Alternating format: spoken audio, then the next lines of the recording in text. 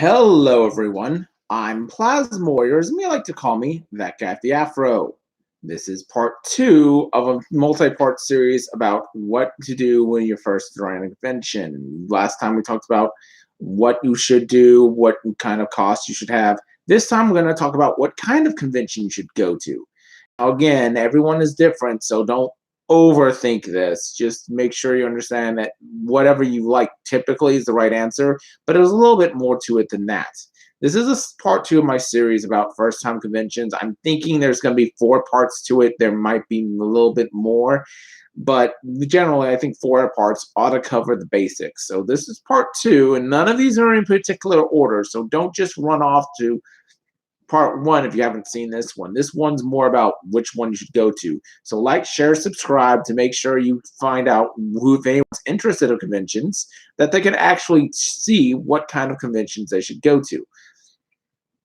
Now, the biggest point about any convention is that it's fan ran for the most part.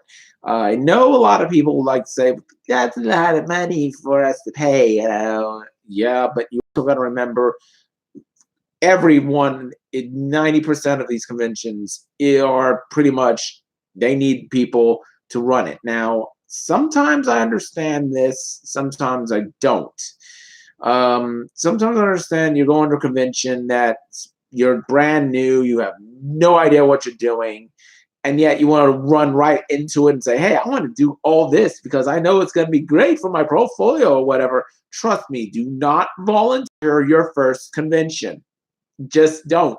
It's just so much work to be done that you don't want to get involved in it yet. Take a few years to get a little bit of experience under your belt before going into the volunteer role. But once you get to that point, like me, okay, cool, that'd be awesome. Don't run into a volunteer role your first convention. So I want to get that out of the way. Now, as for where you want to go, it all depends on three factors, and it's not in any particular order. Factor number one, how much are you willing to travel? Because if you're going to travel right across the street, great, perfect. I don't think you have to worry about it so much. Now, if you want to travel to an out of town or out of state convention, of course, go back to my money rules. Make sure you have the money to fund it. Make sure you have the ability to get there. Now, a lot of convention people, generally speaking, are pretty friendly. They will help you out in generally any way you can be helped out. So if you're going to out of town convention, look around the internet and see if you can't find like a group who's possibly hosting a hotel. If it's going to be a lot cheaper than you paying it for yourself, I would know on all fronts. So keep in mind whenever you're going in on a convention for your first time out of town, make sure you know you're going to be at cost for not just the lodging, food, and such. Here's a tip. A lot of these smaller hotels, the ones that are not at the convention, offer some sort of breakfast. I know that doesn't sound like a lot of help, but that's one meal a day you don't have to deal with anymore.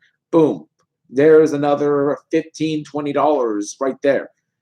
Also, when you're considering where you should go, always be able to find something within reach that's not just fast food. Don't just go to a McDonald's. Have something like a if you can. It's not expensive. You're probably looking at one or two meals that might sound, I don't really want to. But remember, you're on a very limited budget typically going to a hotel and out of town. So keep that in mind. Always be able to make your own food or at least have something non perishable. Cereal works, also kind of like pasta. If you can do the instant noodles or something like Campbell's soup, that always works. But generally speaking, if you're really close by, then I always suggest that there's nothing really particularly hard about it. You should go ahead and go anyway. So if you're a local, have these little small conventions that are like 1 or 2 days, yeah, I'd absolutely go for it. Key point, going a little bit on the road here. A few years, like I think it's year 1 or 2 when I moved to San Antonio, there was a convention that where I lived at that time was a 30-minute walk, literally from my apartment at that point. So I was like, okay, sure, I'll do it anyway. Something like that. That seems like it's really easy pretty much is. So if you want to go to a very close convention, try to look for something within driving distance. If you want to go out of town, budget that very carefully. Number two is of convention specifically do you want to go to? I'm a gamer. So there's not a lot of gaming conventions that I know of that I can easily go to. There were, I think, one major one in San Antonio, PAX South, and then there's hardly anything that I know of here, even though this is a pretty game-oriented city and Warhammer 40K is taking over, but that's not the point. If you are interested in a certain theme, like anime, that's an easy one to get into. Everyone can go to an anime convention pretty much. It's pretty universal. You're going to have people who know a lot about just a little bit of everything. That's a pretty good stepping point. You really want to be at a place where you're going to enjoy it. You're not going to enjoy, say, a bunch of people playing Dungeons and Dragons all day. You might want to avoid a gaming con. For instance, as I mentioned with PAX South, it is generally 85 to 90% gaming. And you'll be surprised how little they influence cosplay. If you're not a cosplayer, PAX South is not a great place to go. You can still cosplay, but you're not going to get notified about it. I hate to say this because people are too busy playing D&D or whatever have you, or looking at the latest indie games. They're more distracted by the gaming than the outfits. And that's okay. I mean, if you can still do what you want to do. Just remember, sometimes a convention isn't made for that. I believe there was only one time ever that I heard of a convention not allowing cosplay, period, and that was in Florida. So generally speaking, you can cosplay anywhere. I've got something coming up for those who aren't really cosplayers later on in this series. But generally, if you don't have anything you're going to like, I'm not going to like gaming. Okay, don't do gaming. Maybe there's comic books. There's sci-fi conventions. In fact, the first kind of convention I heard of were like the sci-fi Star Trek conventions back in the early and mid 90s when I wasn't even going to conventions. I knew that was the first kind of convention that was out there. I didn't know about a bunch of different ones such as anime. I didn't know about gaming. I just knew live long and prosper and that kind of thing was going on. So I definitely say sci-fi was the most notable, and you should be able to find that pretty easily. But generally, any kind of fandom convention is out there for you. So take a look at what you would like. What I will tell you is don't go to a convention, not only that you won't like, but you are going to take all your time just taking this one thing out of your whole year. I know Dragon Con is difficult to get to. I have a lot of good connections with people at Dragon Con. But if you're going to say, oh, I'm going to spend a whole X amount of months planning for this, in your first con, it's probably not going to do you very well. So don't go to that convention that you are going to have so much invested to it, no matter what kind of theme it is, and it's just not worth it. Case in point. One of my earliest conventions was Anime Central, and I had to put a lot of money into it that I really didn't really have at that time. It put me back a bit. So it took me a while to get out of that hole, but once I did, I was like, no, I'm not going to spend this much money that I don't have again. It's been thousands of dollars that I didn't have really, and I had to use my credit card for a lot of it. So don't go to something that's going to burn you out. Don't be that person who goes out of town, out to a convention that you have no idea what you're doing and you're not going to like. The third thing I would say your first con is always figure out if you're going to do this solo or you're going to have somebody help you out. I'm a pretty individual guy. Okay, I like being at a convention by myself typically. When I volunteer, I'm part of a group. I get that. But some people don't have that kind of luxury that they were going to sit there and just like, I'm going to do this by myself. I'm going to completely weird out. If you're not used to these kinds of things, go to a convention where you know people. And size is up to you. I'll say that. I've thought about it for a moment. I like to see a smaller con for a first timer, but you are perfectly at home with a group of people going to this big, massive con like Dragon Con. Go ahead. Just remember, again, you're responsible for you.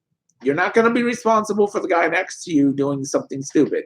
Sorry, but I'm just saying there's times a lot of conventions that people are just going to say, you're responsible for this person, this person. Take care of yourself. Make sure if you go with the group, you know these people well, because they're going to be you're going to be kind of dependent on them to help you out and get around. If you're not wanting to go solo, okay, then don't go solo. Find somebody who you can trust to go with you. And that's perfectly fine. Going with one of those kinds of people is definitely helpful, considering a lot of times I do go by myself. I do go by myself and volunteer. And I know one person who strictly will never go to a convention by themselves. They always want somebody with them. They want somebody to be right next to them 80% of the time, because they can't stand being alone. If you're that kind of person, okay, find somebody you can trust and go as a group. Now, I'm going to tell you, never think of a convention as just, oh, wow, I'm here. So what? Now I don't really care. Find something to do when you're a first time convention goer. When you think about the theme, again, one moment back at OniCon a few years ago, I will say this. I didn't know what the heck Vocaloid was. I didn't have any clue. I was just, oh, that girl has aqua hair. Who cares? And then I played Vocaloid Project Diva for the first time, and it was like, oh, Parappa Rappers on steroids. I like that. The music was great.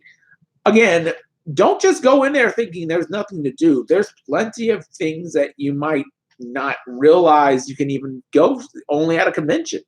And that's another little thing. If you find that one place that looks really interesting, go for that reasonably.